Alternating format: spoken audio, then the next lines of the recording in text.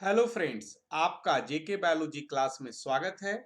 और आज के हम इस वीडियो में हम देखेंगे और सीखेंगे बिल्कुल सरल भाषा में कि बैक्टीरियोफाज का जो लाइफ साइकिल है, लाइटिक एंड लाइसोजेनिक साइकिल, दो तरह के साइकिल करते हैं कंप्लीट। तो उसके बारे में हम लोग बेसिक में समझेंगे कि क्या लाइटिक एंड क्या लाइसोजेनिक साइकिल है। साथ ही साथ हम ये भी देखेंगे कि वायरलेंट फाज, प्रोफाज एंड टेम्परेट फाज क्या होते हैं और क्या बेसिक डिफरेंस है। और ये बातें जानना काफ़ी महत्वपूर्ण है अगर आप किसी तरह का कॉम्पिटिटिव एग्जामिनेशन की तैयारी कर रहे हैं। तो आइए, और साथ साथ हम लोग कुछ बेसिक क्वेश्चन के बारे में भी आपसे डिस्कस करेंगे जो एग्जामिनेशन में पूछे जा सकते हैं। चलिए, तो आइए हम लोग देखते हैं और समझते हैं। तो सबसे पहले हम बात करते हैं लाइटिक साइकिल की, कि लाइटिक साइकिल कैसे होता है। तो किसकी साइकिल की बात कर रहे हैं? बैक्टीरियोफाज की साइकिल की बात कर रहे हैं कि बैक्टीरिया को जब बैक्टीरियोफाज जब इन्फेक्ट करता है तो क्या क्या चीजें होती है। तो पहला चीज है कि लाइटिक साइकिल में जा सकता है। तो कैसे लाइटिक साइकिल में जाएगा?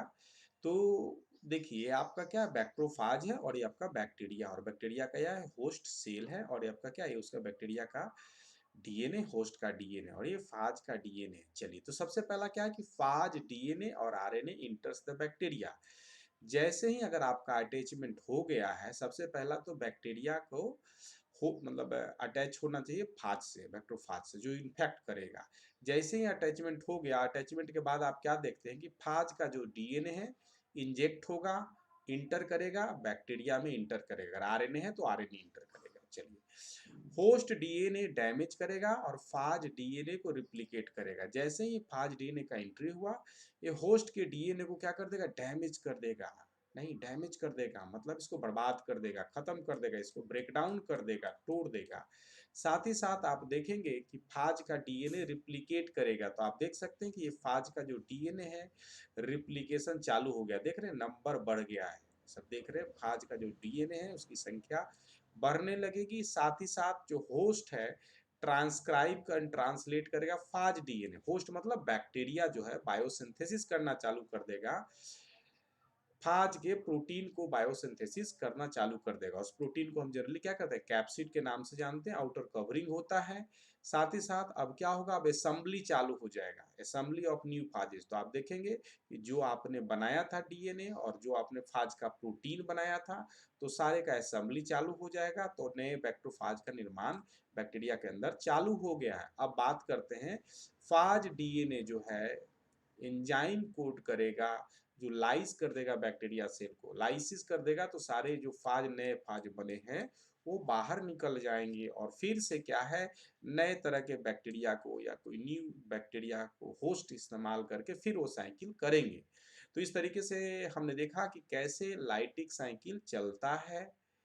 अब बात करते हैं कि वैसे फाज जो कि स्ट्रिक्टली, पूर्ण रूप से लाइटिक साइकिल को फॉलो करते हैं और क्या करते हैं, किल करते हैं होस्ट सोल को, तो उस तरह को हम लोग वायरलेंट फाज के नाम से भी जानते हैं। तो ये हमने यहाँ देखा क्या, इस तरह के जो साइकिल जो कंप्लीट हुआ लाइटिक साइकिल, इस तरह से जो फाज हुआ इसको हम वायरलेंट फाज भी कर सकते हैं। क्योंकि अल्टीमेटली देख रहे हैं कि होस्ट सेल क्या हो गया, किल हो गया, मतलब बैक्टीरिया जब लाइसिस हुआ तो किल हो गया। साथ ही साथ ये साइकिल अगर बैक्टीरिया में चलता है तो काफी डेंजरस है। क्यों? क्योंकि उसका लाइफ है, जैसे ही क्या होगा, लाइसिस कर देगा, सारे डिलीज होंगे, बैक्टीरिया का अस्तित्व तो खत्म हो जाएगा। तो इस तरीके से लाइटिक साइकिल काफी खतरनाक है। चलिए, अब बात करते हैं, आगे की बात करते हैं, लाइसोजेनिक साइकिल की बात करते हैं। काफी सिंपल है कि जैसे अगर फाज का जो डीएनए है इंटीग्रेट कर गया बैक्टीरियल क्रोमोजोम्स में, तो उसको हम लोग बोलेंगे लाइसोजेनिक साइकिल। तो आप यहाँ देख सकते हैं कि आपका जो वायरस है इन्फेक्ट किया था, इन्फेक्ट करने के बाद ये जो अपना वायरस का जो डीएनए मौजूद है, अगर ये डीएनए क्या कर गया, जुट गया, किसके साथ जुट गया? फाज के डीएनए बैक्टीरिया के साथ जुट गया। तो यहाँ आप जुटा हुआ देख सकते हैं। तो फाज डीएनए इंटीग्रेट कर गया बैक्टीरियल क्रोमोजोम से, तो इसको हम लोग बोलेंगे कि लाइसोजेनिक साइकिल में चला गया। और जैसे ही आपका डिवाइड करेगा बैक्टीरिया, उसी तरीके से आप क्या देखेंगे कि आपका फाज का भी वो जो जीन है रिप्लिकेट होके दूसरे बैक्टीरिया में मौजूद रहेगा। ठीक है। और कभी कभी क्या होता है कि फाज जो डीएनए आपके जुटा हुआ है, फाज का डीएनए, और वह क्या होता है, बैक्टीरिया क्रोमोजोम से बाहर निकल जाता है, अंदर निकल जाता है, जैसे जुटा था उसी तरीके से निकल भी गया। तो और फिर क्या वो इंटर कर सकता है लाइटिक साइकिल में, तो बिल्कुल ऐसे चला गया और कुछ इस तरह का चेंजेज आया, इन्वायरमेंटल कंडीशन या किसी तरह का चेंजेज आया और उसके वजह से क्या हुआ, लाइसोजेनिक साइकिल जो इंटीग्रेटेड था फिर अपना क्या लाइसिस फेज में चला गया। लाइसिस मतलब फिर वही अपना क्या किया, होस्ट सेल को हाईजेक कर लिया, उसके डीएनए को डिग्रीगेट कर दिया, अपना प्रोटीन बनाने लगा, अपना डीएनए रिप्लिकेट करने लगा और असेंबली करने लगा फास्ट से। तो इस तरीके से हम देखें कि लाइसोजेनिक साइकिल और लाइटिक साइकिल क्या होता है, कन्वर्ट होते रहते हैं। चलिए अब बात करते हैं, कुछ और महत्वपूर्ण बात करते हैं, मैकेनिज्म ऑफ लाइसोजेनिक साइकिल की बात करते हैं, कैसे ये काम कर रहा है। तो आप देखेंगे कि फाज के जीनोम में एक साइट होता है जिसको अटैचमेंट साइट कहते हैं। तो यहाँ पर आप देखिए कि फाज के जीनोम में अटैचमेंट साइट है। ठीक उसी तरीके से बैक्टीरिया के जीनोम की बात करें तो यहाँ पर भी क्या होता है, सिमिलर तरह का क्या अटैचमेंट साइट है।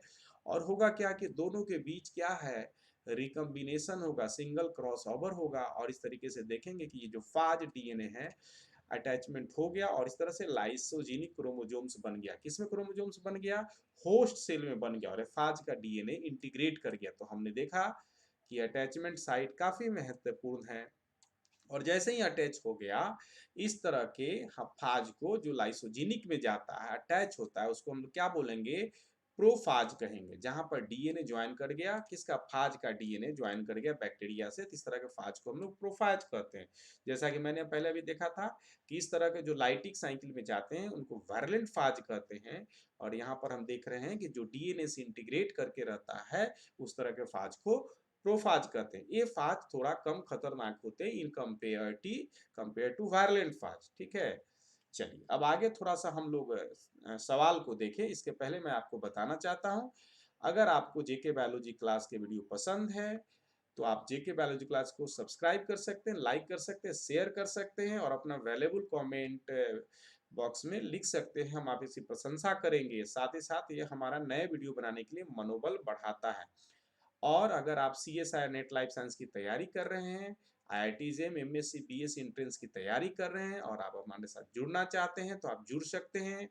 CSIR net life science club से जुड़ सकते हैं और विशेष जानकारी के लिए 6202692436 पर कंसल्ट कर सकते हैं। हमारे ऑनलाइन ऑफलाइन दोनों बैच की सुविधा मौजूद है। ठीक है, तो और आगे देखते हैं, बात आती है सवाल की। तो सवाल आपके लिए क्या है, बहुत बेसिक सवाल है।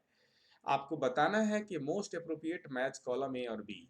तो आपको बताना है कि कौन सा जो कॉलम है, मतलब वायलेंट फाज, टेम्परेट फाज और प्रोफाज के लिए कौन सा सही है। आपको बताना है कि कौन सा ऑप्शन होगा इसके लिए।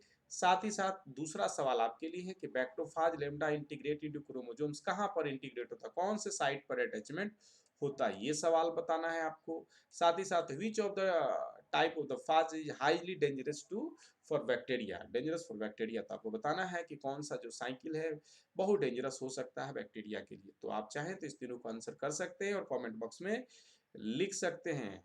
और thank you for watching the video, see you soon.